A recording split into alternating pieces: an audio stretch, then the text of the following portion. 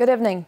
Journalist Nicholas Thomas Much will be doing an interview with the Public TV tonight.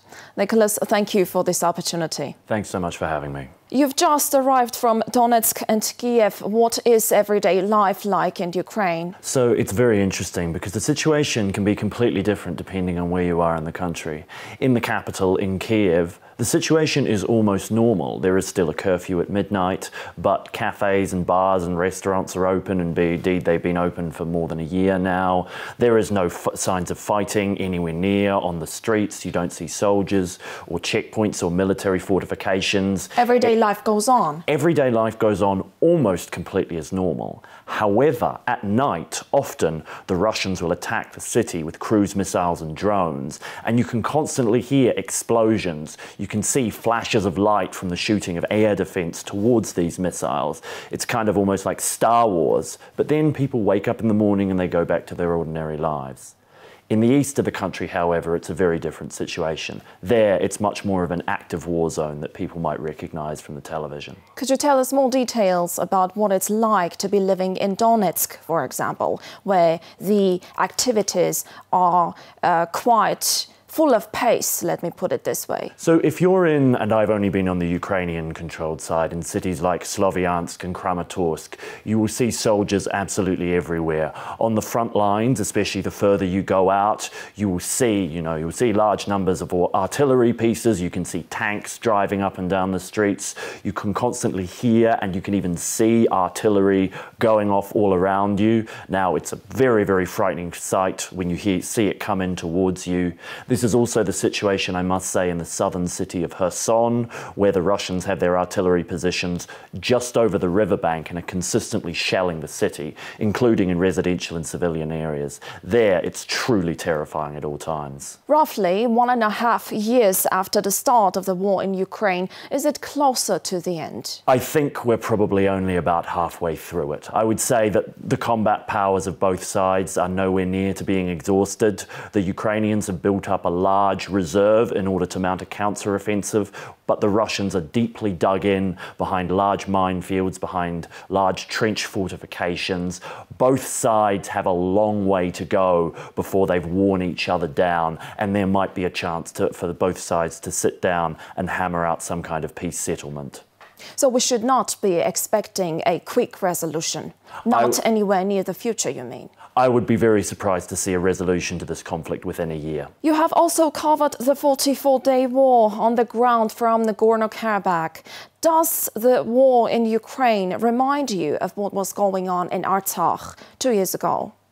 It actually very much does so. There is actually a line that I've used a little bit with other journalists who covered both conflicts, that being in Artsakh was almost a bit like a vaccination for what we're seeing in Ukraine right now for us personally. It was an extraordinarily intense situation just as well. In frontline towns like Shushi or Martoni, it was a similar situation to what you might see in Kherson or in Bakhmut right now. Constant shelling of residential and civilian areas, soldiers everywhere, in extraordinarily tense situations, drones flying above you in the sky. However, it was of course over a much smaller landmass and over a much shorter period of time. But don't get me wrong, the intensity of the conflict in Artsakh when it was going on was just as intense as what is happening in Ukraine, and I wish the world understood that better. Have you faced any specific situations in Artsakh? Because you have always basically found yourself in zones of danger. So what was it like to experience the 44-day war on your skin? I mean, there was one particular experience that stands out for me as being very, very terrifying. We were in Martoni on a press tour with a small unit of Armenian soldiers, and we were basically hiding in basements because the city was being shelled almost constantly. Then at one point our minder says, all right, we've gotten reports that there are Turkish and Israeli drones in the air with us. We need to get going right now. So he rounded us all up. He threw us in the van that we'd driven there in, and we start driving down the road. And about 5 minutes on the drive back between Martoni and Stepanakert, we see a huge explosion, probably about 50 or 60 meters on the side of the road towards us. We think that it was probably one of the Turkish-made Bayraktar drones. Now, we don't don't know whether it necessarily missed or it was just trying to scare us, but our driver absolutely freaked out. He just pressed the accelerator as hard as he could. He must have been driving like 150, 160 kilometers an hour down, you know, one of these tiny winding roads. Then we saw a number of other explosions on the hill just above us to our right. And yeah, by the time we got back, we were all kind of shaking and panicking and terrified. It was a very, very scary situation. However, there is another thing that strikes out for me, and that was the concern that the people who remained in Artsakh still had for their hometown. I remember that every morning at about 7 or 8 in the morning, the remaining residents would go there and they would start, there would be glass on the streets from bombardments, and they'd be sweeping up the glass, and they would be trying to make the streets look as nice and clean and neat as possible. They still wanted to take sort of pride in how their city looked, even in its most desperate while the war was going on. While it was going on, yeah. It's a strange thing that after all you have witnessed, you have not lost the appetite for conflict coverage. I think the reason for that is that the more you do it, the more you get used to it, the more it sort of becomes part of your everyday lives. Like the first time that you hear a shell or a rocket going off anywhere near you, it's absolutely terrifying. The 50th, 60th, 100th time, it sort of almost becomes kind of like background noise. We have a sort of a joke in eastern Ukraine that the artillery or the airstrikes or whatever, it's kind of like, it's the background music to what is going on in the region. I remember actually one time in a different conflict in Afghanistan, we heard a small gun battle just while I was in the city of Herat go off, and I said, oh, is that something we should be worried about?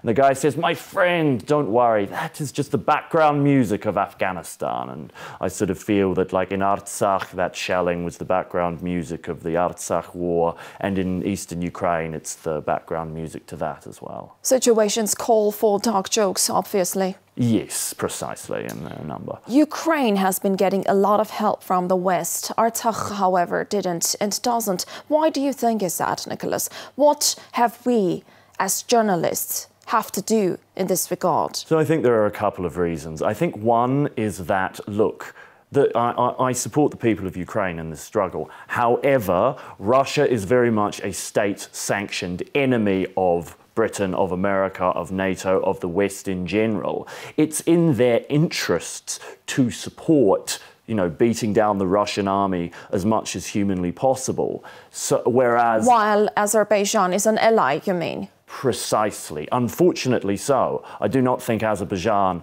with its kind of dictatorial regime and with the atrocities it carried out towards ethnic Armenians in the 44-day conflict and after, should be any kind of strategic partner or ally of the West. But unfortunately it is. And one of the problems, of course, is that as the West tries to wean itself off Russian oil and gas, it is looking for other partners, and Azerbaijan has been identified as one of those potential partners. I don't think it should be, but unfortunately these are very Machiavellian politics people are playing. And I don't like the fact that while there is a huge spotlight on Russian atrocities in the Ukraine war, there's very little spotlight on Azeri atrocities in the war in Artsakh. You are well aware of the blockade in Artsakh that is entering its 8th month now with very severe consequences.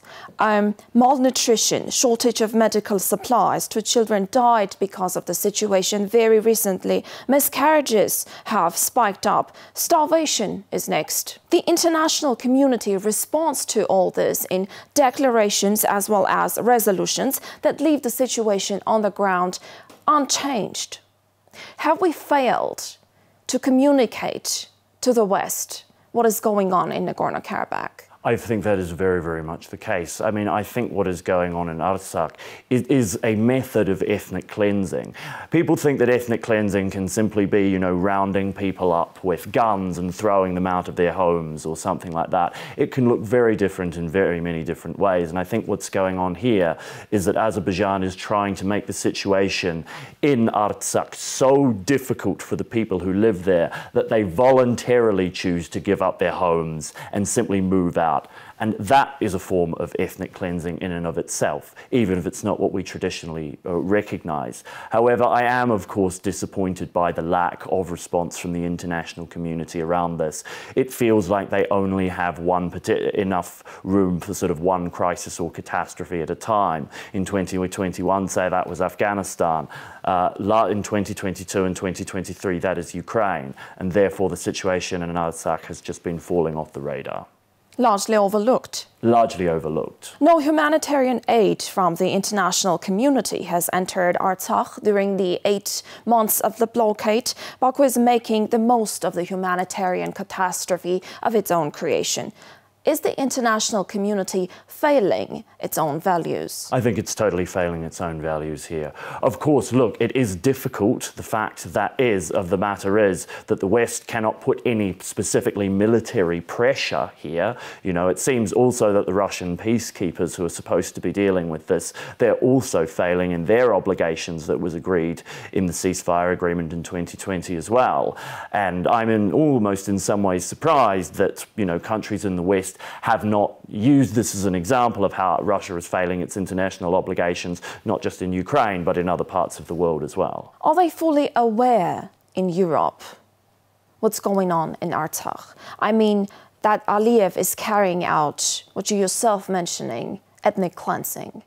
I really don't think they are, no. Unfortunately, the conflict here is one that a lot of people in the West simply may not be aware of. They may not even be aware that there's the territory of Nagorno-Karabakh, that Armenia and Azerbaijan have been having a war over it, just because it simply has not been covered with the level of detail that it needs to be. And I think, you know, other journalists from the West should look ourselves in the mirror and seriously talk about what we can do to give the situation more coverage, not in Armenia specifically, but in our home countries as well. Remind people that there are more crises in the world going on than just what's happening in Ukraine, however terrible that may be. Conflict coverage puts your life at risk at any moment. Why and how did you choose your profession, Nicholas? So I actually almost fell into it by accident. I worked briefly in the British Parliament, and in there I was doing research into defence and security studies, which I thought was very interesting, but I found it was a lot of talking to, you know, suited up military officers or members of Parliament in posh cafes and hotels in central London, which I thought I wanted to get a more better on-the-ground experience of what is happening and see for myself and get the sort of unfiltered view. And I think it's extremely important to do that, to do these expeditions to or near the front line, because that is where you get the freshest and the most relevant information. It is also where so it's not just that we're taking these risks for themselves because we particularly enjoy them or we're adrenaline junkies, although some people may be. It is when you're in those kind of frontline regions that you will be able to talk to troops and they will give you the unvarnished truth of what is really going on, because they have no interest in leading you astray. They have no interest in lying to you. They are just focused on their day-to-day survival. Whereas the further you come back, when you talk to politicians, even say in Kiev or in Yerevan, they're far more concerned with public relations and feeding you the story they want to know, rather than the narrative of what is actually going on the ground. So your choice was conditioned by your desire to find out the truth? More or less, yes, and get closer to the experiences of the people that are living through the conflict zones themselves, and being able to experience that and being able to better empathise with those people in order to better inform international publics about what is happening. Have you ever found yourself in a situation where you had to choose between your life and your duty? There was a situation I remember when I was in Kherson, in a southern city in Ukraine, several weeks ago, and what was happening is this was after the flooding that had happened after the destruction of the Novokhovka Dam, and we were going out in little boats because large parts of the city had been flooded, and the Ukrainians were sending small teams over to the other side, which is occupied by the Russians, taking civilians from there and bringing them back to safety. And we went out in there, and all of a sudden we started hearing huge crashes in the air, and we saw one shell just kind of come, probably and land about 60 or 70 meters away from us, smashing the water, you know, making the boat go up and down. And that was a moment where we were like, look, we want to keep trying to cover this, but if we stay in this situation for even another hour or two, we could get pretty unlucky, and so we decided we had to curtail our coverage for that day. It is always a risk. I will never go into a situation that is knowingly very, very dangerous unless I am sure there is a very important or worthy story to tell. I don't want to be on the front lines just for the sake of being able to tick off a box saying, yes, I was in Bakhmut on X day. I want there to actually be a human story, whether about the soldiers or the civilians suffering behind it. Nicholas, how have the horrors of war affected your perspectives on politics and life in general? Well, one thing I think it does mean is that I find often quite domestic politics, whether it's in my home country, which is New Zealand, or in the UK, where I lived for a long time. I find them a lot more dull. I find, questions over maybe, even if it's something like politicians fiddling their expenses or having extramarital affairs or something like that, it is just hard to kind of look at it and be like, oh yes, I can really get, passionately, emotionally involved in something like this, when it seems to absolutely pale in comparisons to the sufferings that you see in conflict zones like Ukraine or Artsakh. What's on the agenda of your stay in Armenia? So in Armenia, I do wish to do a story about the situation in Artsakh. I am going to be talking to people in Yerevan who have members of their family in Artsakh, and I want to talk about how they've been blockaded from their own families and split away. How you've had families separated by this cruel and inhuman blockade. So as I said, I want to not just tell sort of the economics or the military situation of what's going on.